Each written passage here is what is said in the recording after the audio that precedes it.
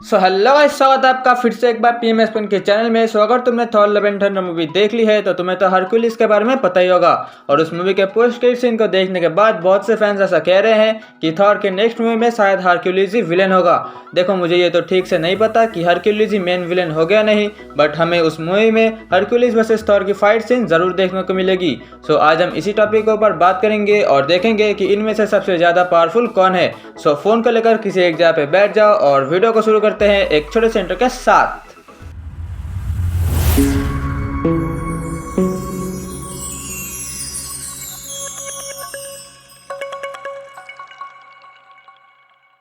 सबसे पहले अगर हम बात करें हरक्यूलिस को लेकर, देखो ये कैरेक्टर एमसीयू में नया नया आया है।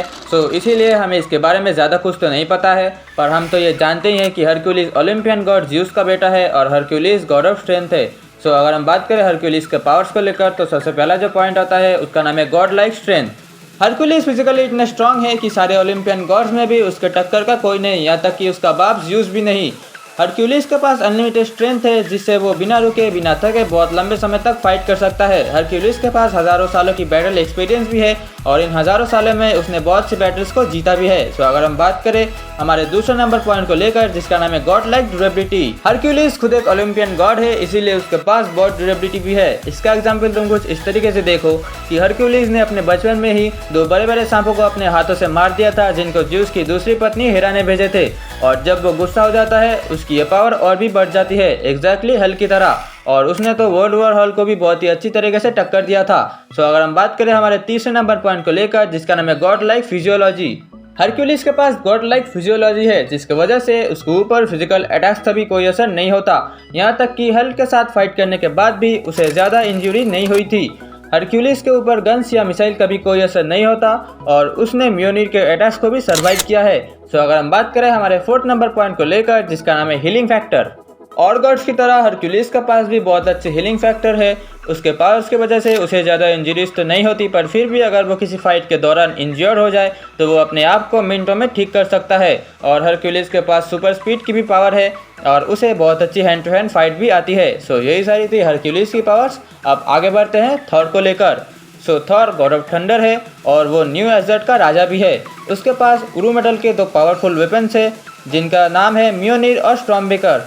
अब बात करते हैं थॉर के पावर्स को लेकर। अगर हम बात करें थॉर के पावर्स को लेकर तो सबसे पहला जो पॉइंट आता है उसका नाम है god like strength. Thor god's father Odin का बेटा होने के नाते उसके पास बहुत अच्छी स्ट्रेंथ है।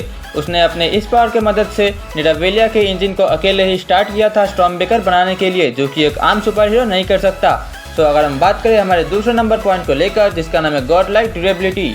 थॉर की ड्यूरेबिलिटी का एग्जाम्पल तुम कुछ इस तरीके से देखो कि एवेंजर्स इन्फिनिटी वॉर में हमने देखा है कि थॉर कैसे पावर स्टोन के शक्तियों को सर्वाइव कर जाता है, और हमने थॉर को एक न्यूट्रॉन स्टार के गामा रेस को भी सर्वाइव करते हुए देखा है। और कॉमिक के अंदर एक बार थॉर हल्क को इतनी पावरफुल लाइटनिंग अटैक करता है कि हल्क बेहोशी हो जाता है। अगर हम बात करें हमारे तीसरे नंबर पॉइंट को लेकर जिसका नाम है गॉड लाइक स्पीड।